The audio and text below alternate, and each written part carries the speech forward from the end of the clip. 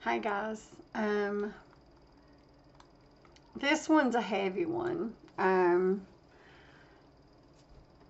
gosh, if you guys have got kids, like, do not have your children in the room when you're watching this video. If you're listening to this stream, don't have kids in the room, please. This case is like the most horrible case I've ever heard, and that people would actually do this to a child just blows my mind. I mean, it absolutely blows my mind that people would actually hurt children. Number one, that people would actually hurt a child. That blows my mind in the first place, right? I mean, you actually have to sit and think about parents that would actually hurt children. And two, hold on, I gotta find my page here. And two, you have to think of the depravity of, you're not only, this is somebody that is a sibling. This is not their child. This is a sibling. This is like my sister. What? Why is my phone talking to me? My phone's talking to me. Okay. Anyway, I'm going to turn my phone down. We're going to ignore my phone for right now. And I look a hot mess because I don't feel good. So we're just going to ignore how I look today. I've got to check and make sure that my live is going okay here on YouTube.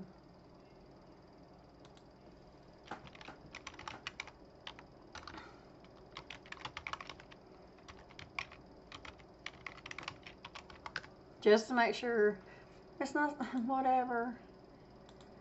Yeah, it's supposed to be there. Well, that ain't there. That ain't there. Oh, I see what happened. Okay.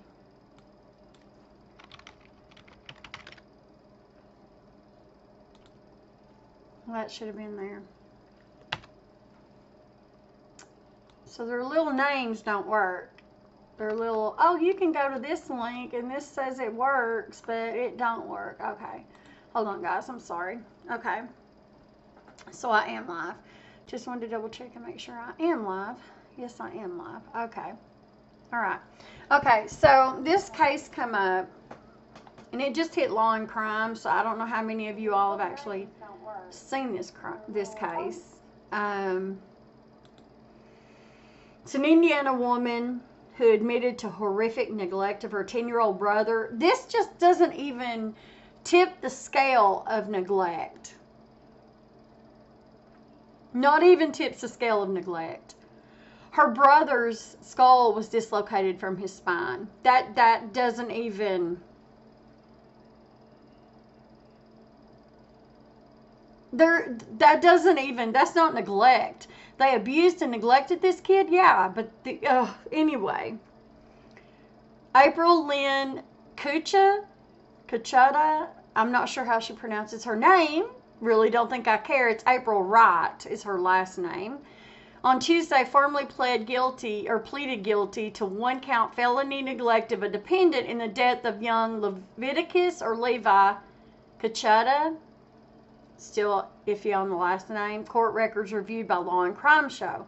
Now, this is from Law and Crime. I am reading this from the Law and Crime website.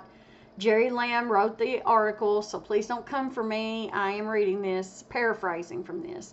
April was married to Rachel R. Wright, and she similarly pled guilty to one-count felony neglect in connection to the boy's death.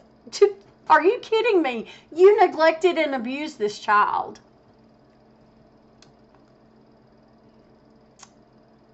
There's no words. There's no words. It was her brother. April's brother. that she tortured and neglected. Let that sink in for a minute. She was married to a woman, but she decided to torture and neglect her own 10-year-old brother. When the grandmother to April, April's grandmother, who then wanted to get the child back, they went to get the child back a month before his death. The couple told her that he had COVID and couldn't be returned to the grandmother. By then it was too late. The child had already been dead, apparently. It says when Levi's grandmother tried to get him back approximately a month before his death, the couple reportedly told her that he had COVID and couldn't be moved. Oh, he wasn't dead by then, but it was too late that he couldn't be moved. It says here that April Wright is currently scheduled to appear before Judge Gina L. Jones on January the 19th for her sentencing hearing. Because Rachel Wright agreed to testify against April Wright, her sentencing hearing will not take place until the close of her wife's case. So Rachel has agreed to testify against April.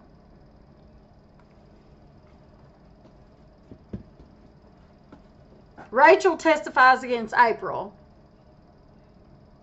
Okay. The wife decided, oh heck no, I'm not going out this way. I'm gonna let people know what this woman did. They've both been charged with murder. It says April's wife, Rachel R. Wright, in October similarly pled guilty. She agreed to testify against April. April's plea agreement states that she witnessed Rachel inflict the injuries on her brother. Now, see, this is what April, the sister to Levi, the brother, April says about Rachel. That Rachel inflicted injuries on her brother and also took part in inflicting those injuries, according to a report from the Times Northwest Indiana. Additionally, the agreement reportedly states that both women failed to stop the other from harming Levi, despite understanding the boy's injuries could be fatal. Now, are you kidding me? You're not stupid. You know, if you inflict so much damage on a child's body, he was only 10 years old, you're going to eventually kill a child if you don't get him help. Under the terms of the plea deal, April could reportedly face a sentence of 20 to 35 years. She ought to be under the jail. She should never see the light of day, in my humble opinion. Or maybe they should... No, Tina, shut up. Judge not, lest you be judged. Judge not, lest you should be judged. I'm not the judge and jury. But personally, in other parts of the world, they do unto you as you have done unto others. In addition to the neglect charge, both women had previously been charged with murder, aggravated battery, and battery of a person under the age of 14. Now, I don't know what those charges contain. They didn't say. Prosecutors have argued that Levi was forced to endure unbearable pain in the days and weeks leading up to his death due to extensive injuries, festering wounds that caused chronic infections. Well, his brain, his head was separated from his body. So, like, we can be what they call, you can be decapitated without being decapitated. Like, your head can be removed from your body without it actually being removed from your body. So there have been instances where people have been on motorcycle accidents or in car accidents where their head has actually decapitated from the body but not been lopped off. Like, that's why I'm saying y'all don't need to be having children in the room when all this is happening, guys, because I'm getting into some heavy stuff. Hey, John. The child's head was removed from its spine. So he was essentially paralyzed. So he was either hanged or he was pulled up, or somehow he was decapitated with no decapitation. Let that sink in for a minute. How are you, John? So, these women should not be allowed out of prison, ever.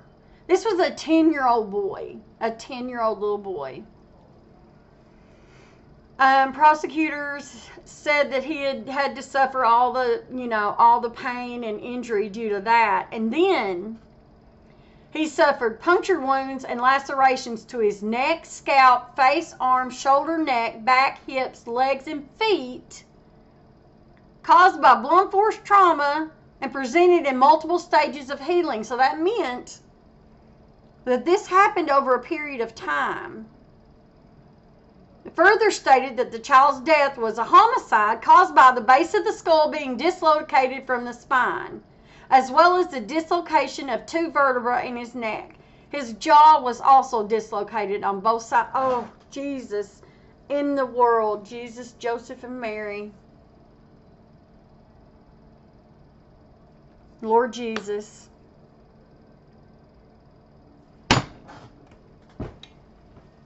You can see I didn't read all this article before I came on here. These women should never be allowed to see the light of day ever again. I'm sorry, this is just how I feel. Yes, you know who I am, John. They tortured this little 10-year-old boy. And now Rachel wants to turn on April. And she wants to get her get out of jail free card. If I was the judge, and I was being impartial, and I was trying to be impartial, and I was trying to listen to everything, when it came down to sentencing, I would sentence both of those women to the maximum time in prison in general population.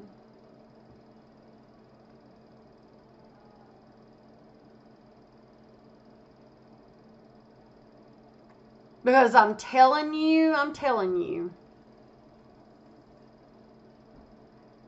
that is disturbing on so many levels. That is not okay on any level. No child. And that's why I always say now when I close out anything, do not keep your mouth shut. If you know somebody is abusing a child, if you know somebody's abusing an elderly person, you don't have to give your name. You don't have to give your phone number. You can go somewhere and use a payphone somewhere. You can go somewhere and use a telephone in a cafe somewhere. You do not have to use your cell phone to do this. Turn that off.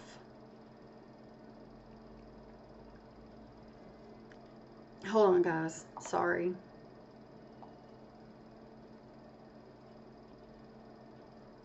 You don't have to give your information to report abuse.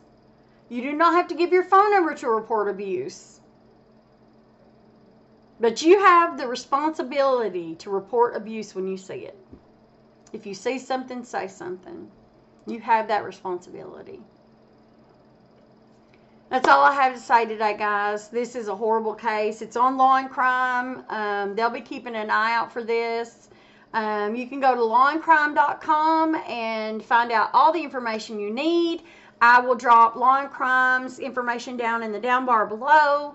Hope you guys have a great day, and I love y'all. This is a heavy subject, so I'm not going to say the normal things I say, but I will say if you see something, say something. It is so important to be the person of reason to report things. I don't care if you know it's your mama's brother, sister's, aunt's cousin. You have the responsibility to turn it in. Okay, guys? I love y'all, and I hope y'all have a great day. Just please help protect our children and our elderly. Have a